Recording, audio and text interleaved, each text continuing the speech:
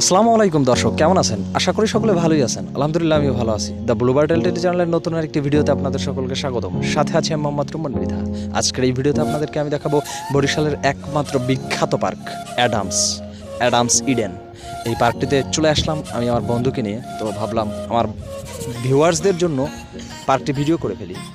তো আপনারা এই পার্কটিতে কীভাবে আসবেন এবং পার্কটিতে আসলে কী কী দেখবেন তার A to Z আজকের এই ভিডিওতে আপনাদেরকে আমি দেখাবো।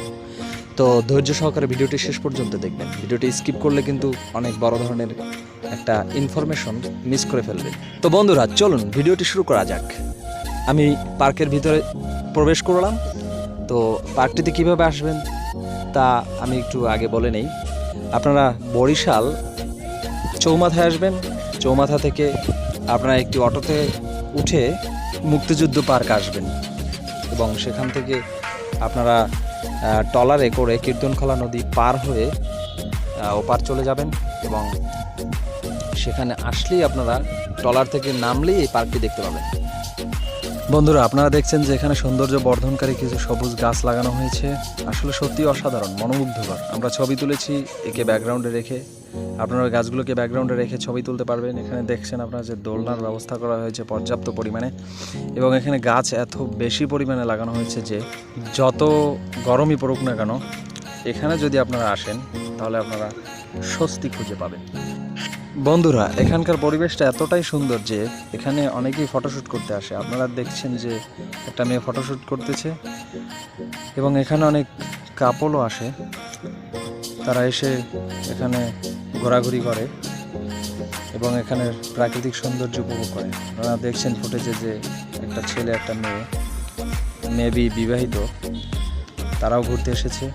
আপনারা যারা বিবাহিত আছেন আপনারা আপনাদের স্ত্রীকে নিয়ে আসতে পারেন, আবার স্ত্রীরা আপনাদের স্বামীকে নিয়ে আসতে পারেন।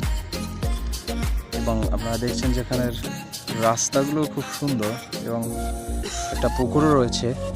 পুকুরের মধ্যে রয়েছে কিছু বোট। পুকুরের পাশে আপনারা যে গাছগুলো দেখছেন সেই গাছগুলোকেও বাতি দ্বারা সজ্জিত করা হয়েছে। বোটগুলো আপনারা দেখতে পাচ্ছেন, এই যে দূরে দেখা যাচ্ছে। বন্ধুরা, একটি আকর্ষণীয় জিনিস আপনাদেরকে দেখাচ্ছি। আপনারা দেখছেন যে পুকুরের মধ্যে তৈরি করা হয়েছে একটি বসার জন্য ঘর। তো আমি ওই ঘরটা একটু যাওয়ার চেষ্টা করছি। আপনারা যদি আসেন আপনারা অবশ্যই এই ঘরে যাবেন। আপনারা দেখছেন যে এখানে টিলাও রয়েছে একটা, ওই দেখুন কৃত্রিম টিলা। ওই টিলার উপরে আবার সিমেন্ট দিয়ে তৈরি করা হয়েছে বিভিন্ন ধরনের পাখি।